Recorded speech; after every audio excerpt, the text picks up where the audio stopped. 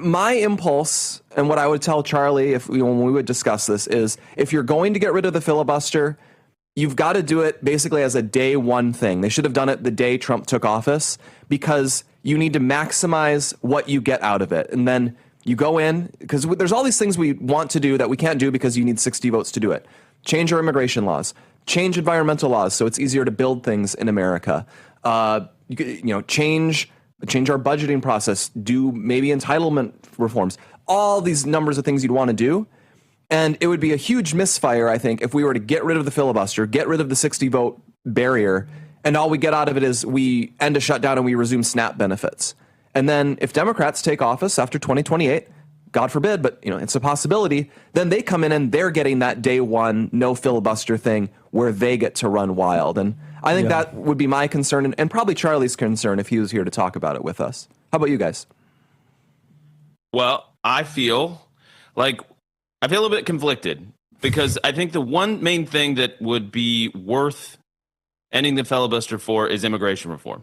Either an immigration moratorium or at least a dramatic reduction and a replacing of our current model with something that was more merit-based and more interested in what does America get out of it. I think immigration is the first, second, and third, and fourth, and fifth most important issue in our country. I think it's all about the future of America. So if you're going to do it, you got to have the guts to do that. I don't think it's worth blowing up the filibuster to just turn SNAP benefits back on or get the government going. I mean, I think we are in a winning position when it comes to the government shutdown. We, as the Republican Party, have tried to open the government multiple times. The Democrats have blocked it time and again.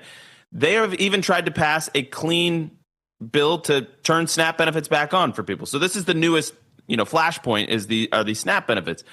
But here's the deal. If we do this, there will come a time, and we've just got to be perfectly honest about it, where they will make Puerto Rico a state, and that's 2 more Democrat senators. They will probably try and make Washington, D.C. a state. That's 2 more senators on top of that. So you could be staring down the barrel of a situation where if you take this away, then we might not ever have a majority in the U.S. Senate again. I mean, we could.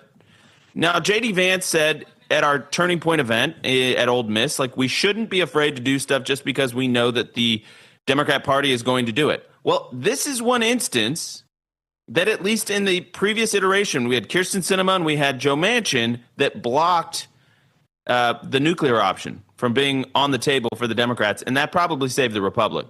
So I feel very, very conflicted. Obviously, it's tempting to do. Anytime a party's in power, it's tempting to do.